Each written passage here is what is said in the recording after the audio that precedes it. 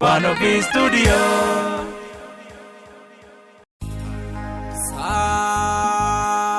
Salale radabado more beketo muka ejirta yare natento lo gara galgala semna wajekso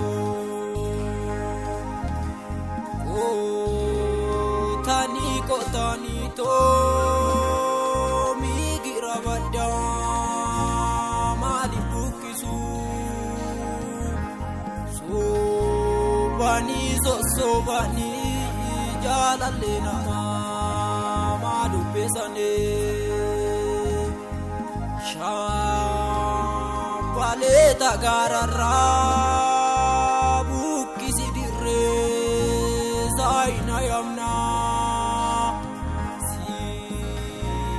wali nagaru bilbili silki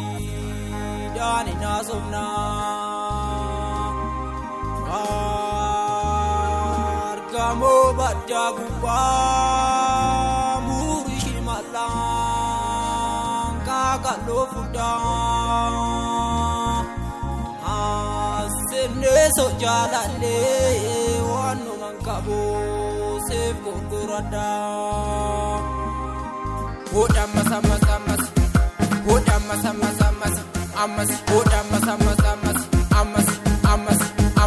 ashita kamadia sipisa birala lisela fama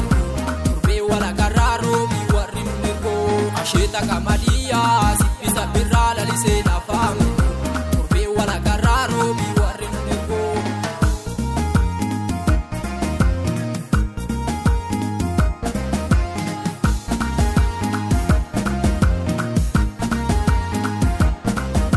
Ashita kamali gat hiyate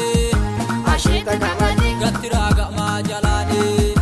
Ashita kamadi sidabe ko fa irado Ashita kamadi koto tenalane Ashita kamadi yaware dubi yakote Ashita kamadi shurubandu jarajisa Ashita kamadi jalali kena marache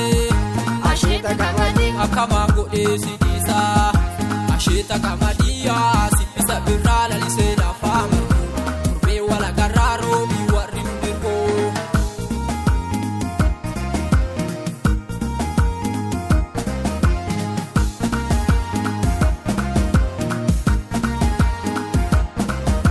Ashita kamadi ashufe mbada kaloda Ashita kamadi sisipin kalo jabete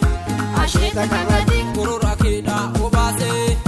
Ashita kamadi kotote natte maramete Ashita kamadi loko wa shikirkireto Ashita kamadi bakasi wa metikoto Ashita kamadi belama kenya kabajito Ashita kamadi binafi ijalaleto ashita kamadia sipisa birala lisela fama kurbe wala gararo biwarimnego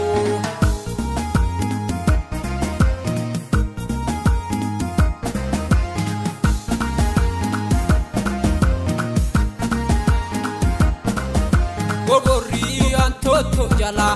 kille sirase fide gogori antoto jala kille sirase fide suma fala pedi mama asgoriani kise suma fala pedi mama asgoriani kise ormireno jidadala jalala nadi pise ormireno jidadala jalala nadi pise askotume ana bira nakakabi kogara askotume ana bira nakakabi kogara kamadi gashesi ripe ana jalese male kamadi gashesi ripe ana jalese male inufu karana ripe